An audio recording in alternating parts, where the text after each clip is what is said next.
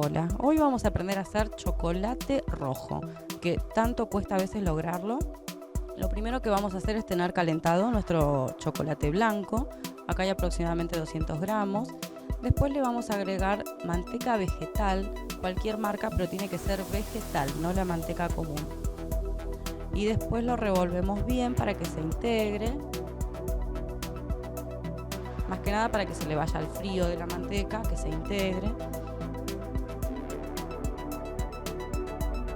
Y después le vamos a agregar un poquito de colorante. En realidad es bastante colorante.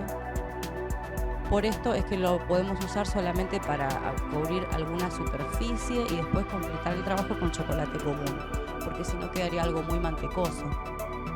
El colorante que uso es colorante en pasta, cualquier marca está bien.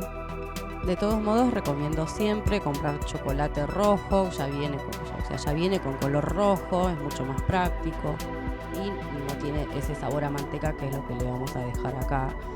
Por esto es que lo uso solamente para hacer, por ejemplo, las superficies, cosas muy leves y después completar con otro chocolate, ¿sí? Como se ve acá en las fotos, solo los detalles rojos, pero nada que sea puro chocolate rojo. Muchas gracias por mirar, los veo en el próximo video.